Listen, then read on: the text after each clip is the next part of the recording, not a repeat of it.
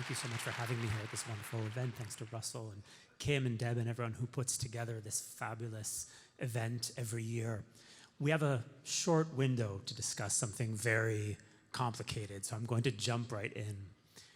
What we're going to talk about is the gap in perception between what people think is going on in Israel and what is actually going on in Israel. If you have the misfortune of living outside Israel, I live in Jerusalem, so it's not a problem that I have, but perhaps in Phoenix, some of you feel this. If you're trying to navigate reality in Israel through the lens of press coverage, you're not going to get very far because the portrayal of Israel in press coverage is very different from the reality on the ground in Israel. And I'm sure that many or all of you have had the experience of arriving in Israel and being surprised about what you find there.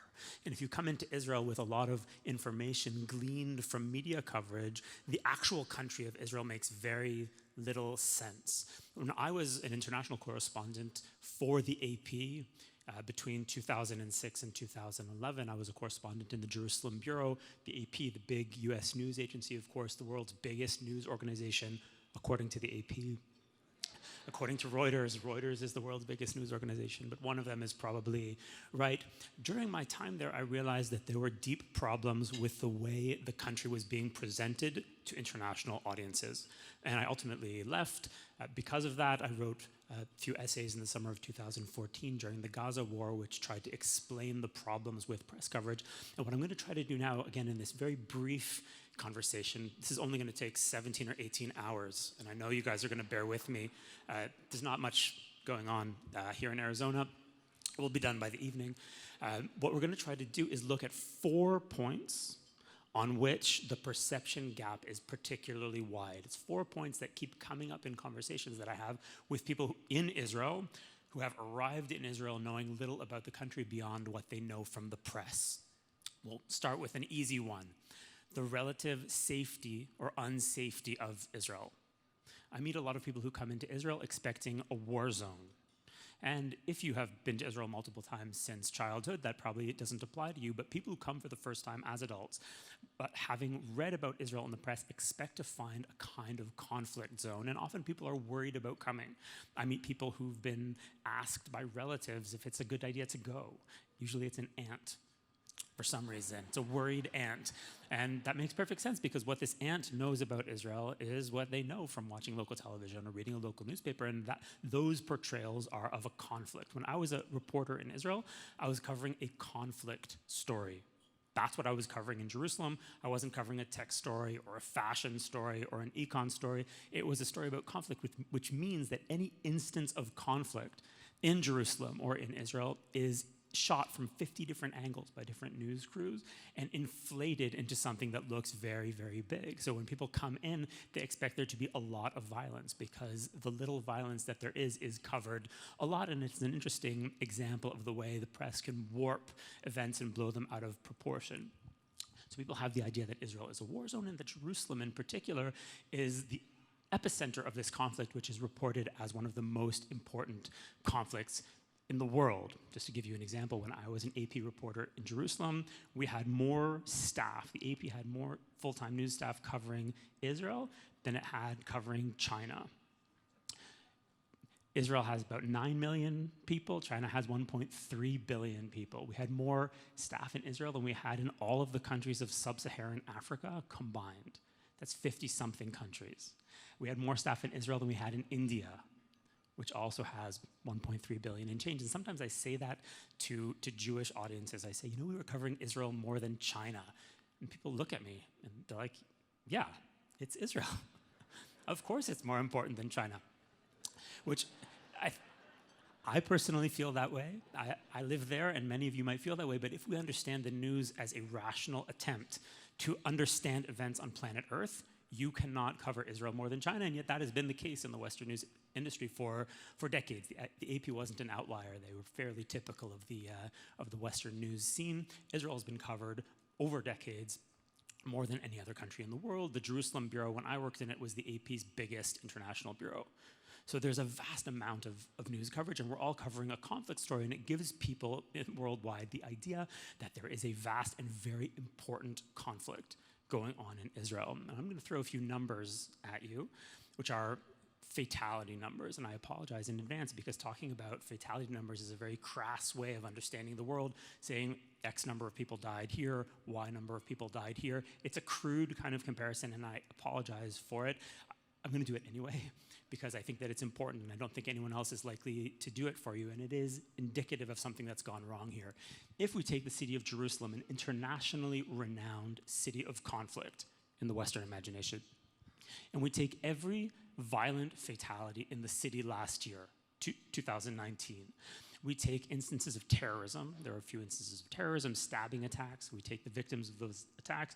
If we take the terrorists who were killed in some cases by our security services, if we take domestic homicide, if we take criminal homicide, every single person who died in violent circumstances in the city of Jerusalem last year, and I should point out that Jerusalem is a city of about 900,000 people, give or take. It's an Indianapolis-sized city or a Jacksonville, Florida-sized city, so I guess it's a small to mid-sized American city. If we take every violent fatality in the city last year, the number, as far as I can tell, the cops won't give you the number, which is quite annoying. You have to put it together by yourself. As far as I can tell, the number for last year was 7. There were 7 violent fatalities for any reason in the city of Jerusalem last year, including terrorism and including crime. And just to give you a point of comparison, in Indianapolis, which is a city the same size as Jerusalem, where no one thinks there's a war, the number of fatalities, the number of homicide fatalities in Indianapolis was 179.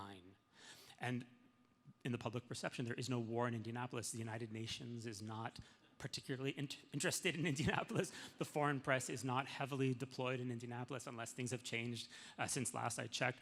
Jacksonville, Florida, another city the same size as Jerusalem, 130 homicides every year, when in Jerusalem last year we had 7. And Jerusalem is an internationally renowned city of conflict. If we look at the overall death toll in the Israeli-Palestinian conflict last year, and I'm going to unpack that idea in a second, that there's an Israeli-Palestinian conflict.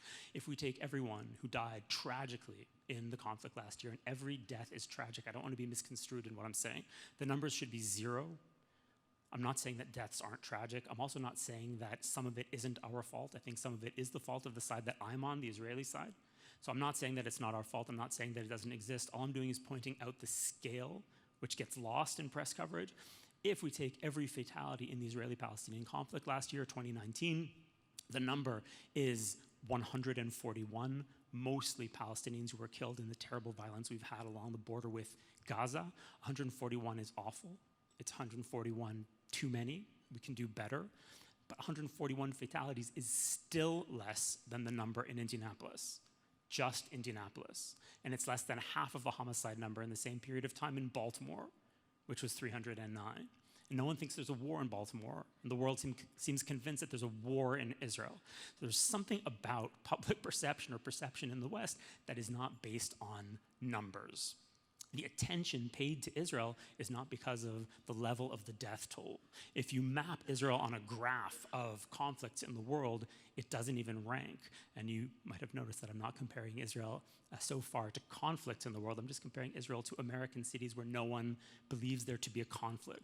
Israel, when compared with actual wars in the world, doesn't even appear on the graph. So if we look at Syria, for example, which is right next to Israel, in Syria, the fatality number in the past 8 years is 500,000, 500,000 fatalities.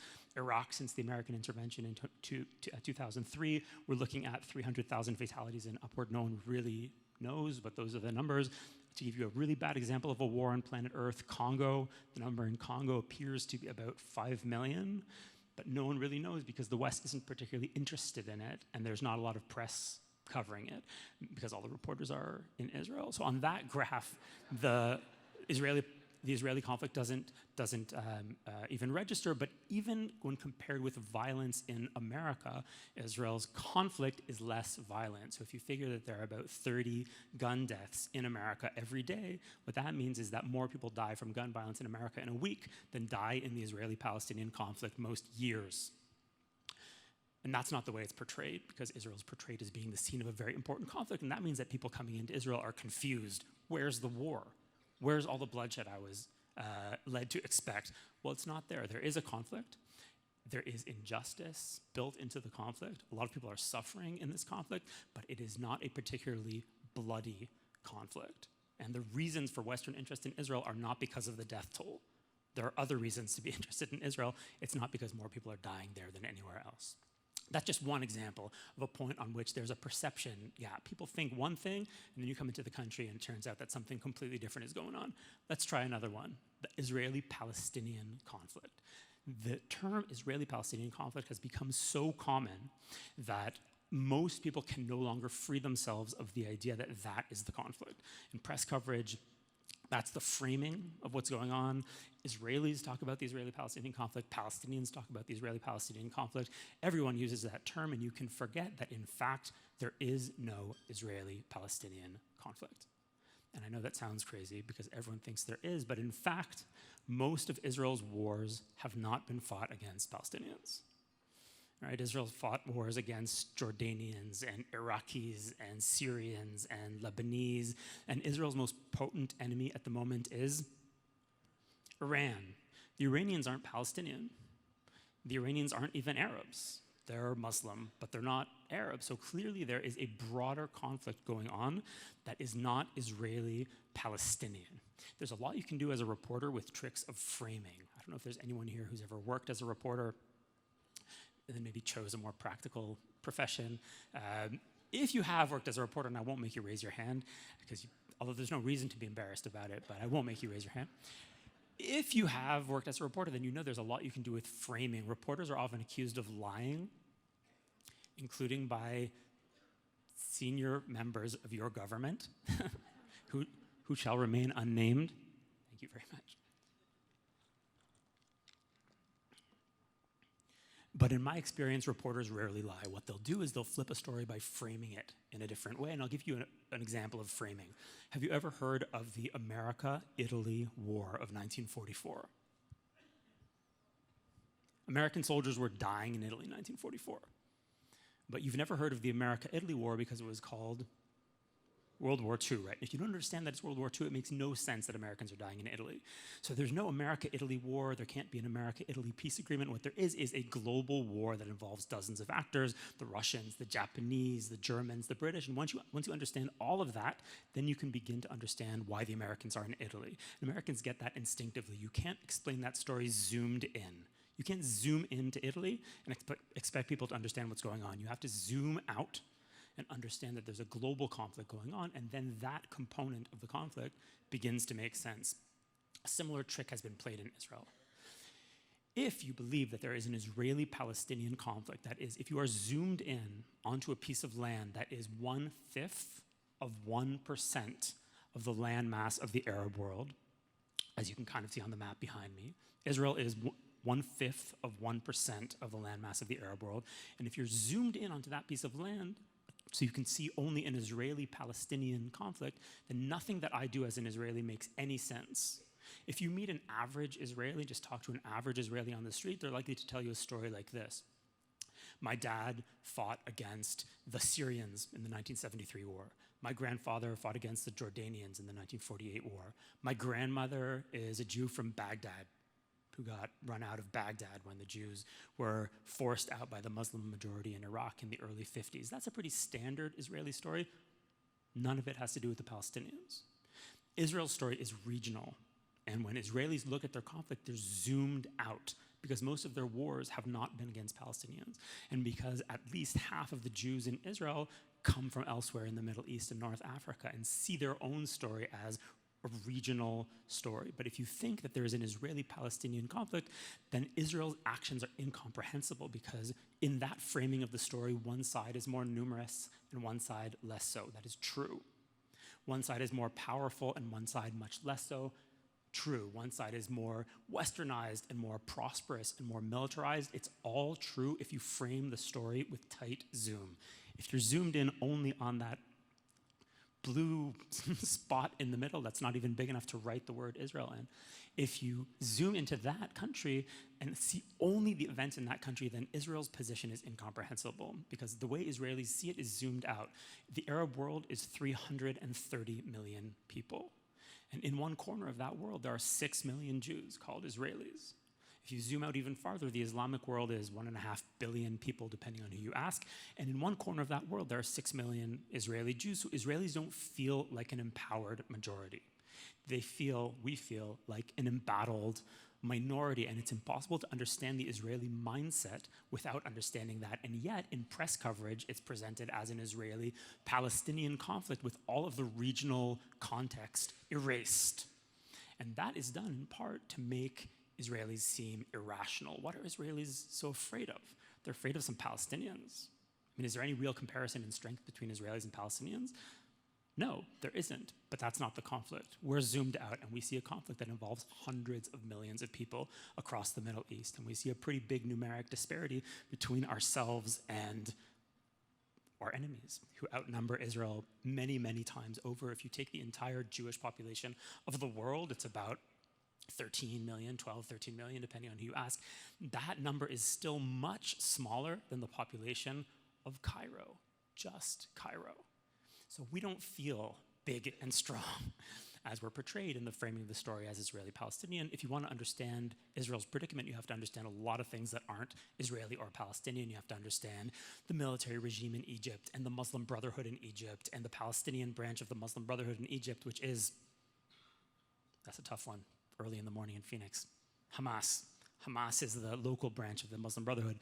The Syrian military regime, the rebels in Syria, the minorities in the Middle East and their faith, the Yazidis, the Zoroastrians, the Mandeans, the Christians of the Middle East who are eroding and on their way to extinction, and of course the Jews of the Middle East, who we're going to talk about in a second. And once you understand all of those things, then you can begin to put together why Israelis and Palestinians have a problem that they can't solve. If you accept media framing of the story as an Israeli-Palestinian conflict, I have no chance of making my case. And Israel advocates who try to make Israel's case while accepting that framing will fail. Thirdly,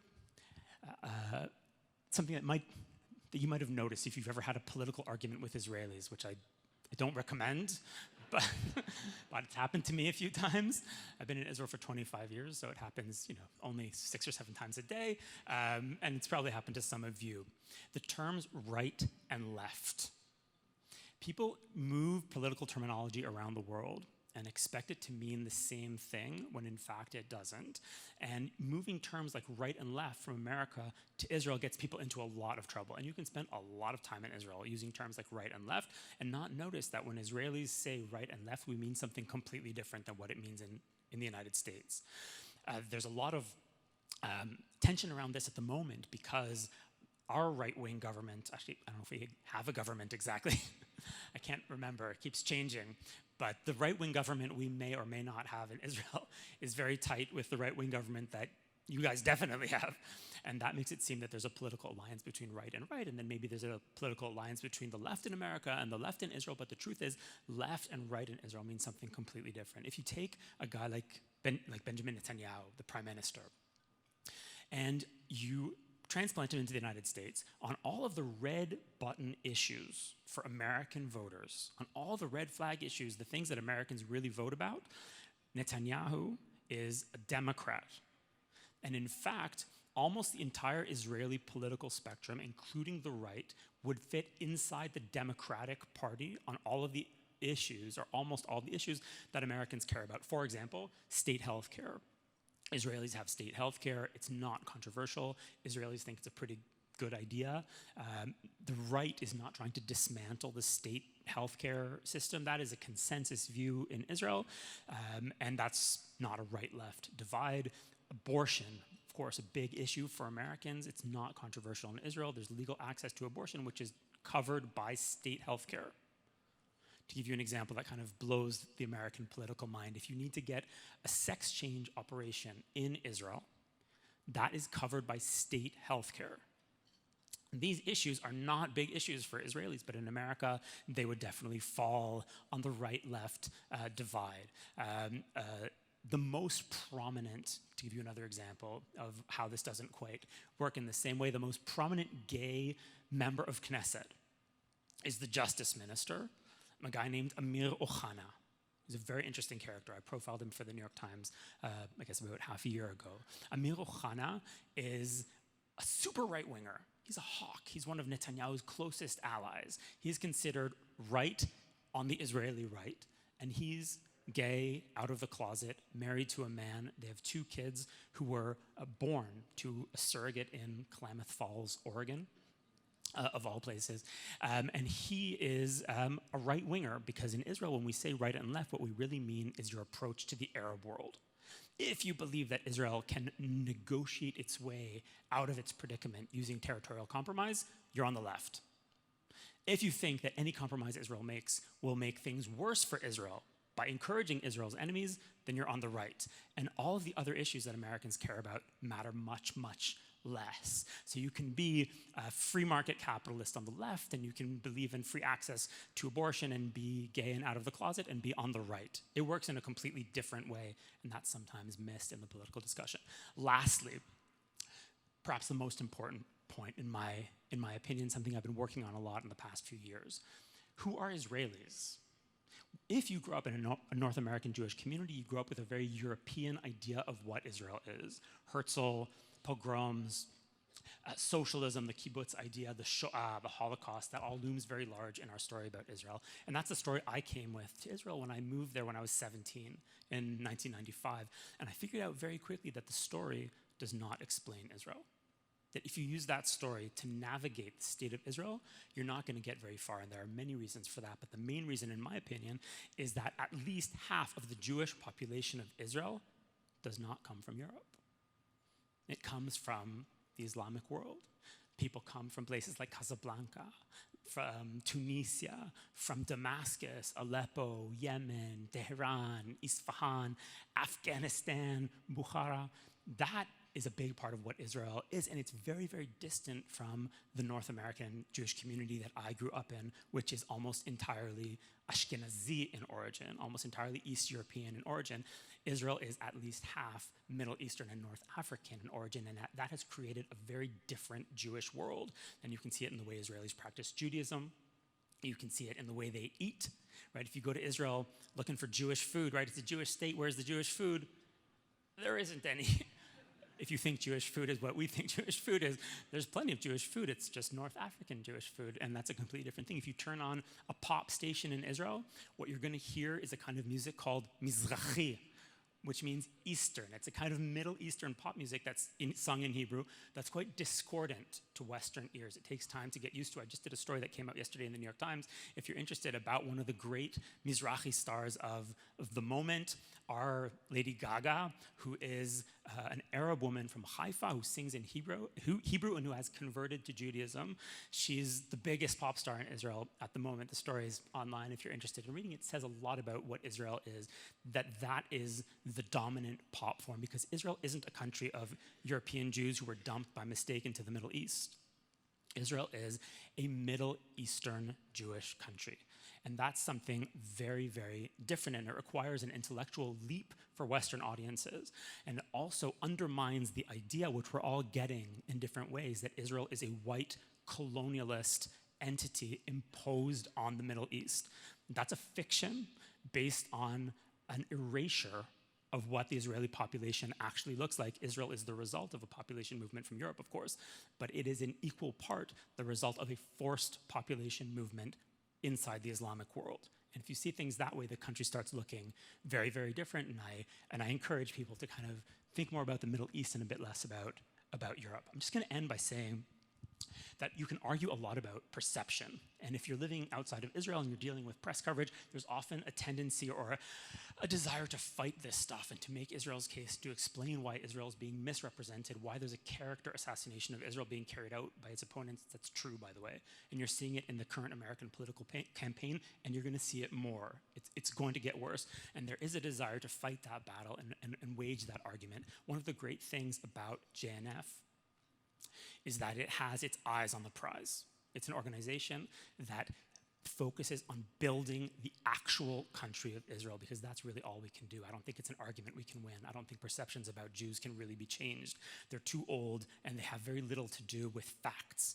What we can do is create an amazing country and take advantage of this absolutely unprecedented historical moment where we have a Jewish state in the land of Israel, and you can just get on a plane and go there.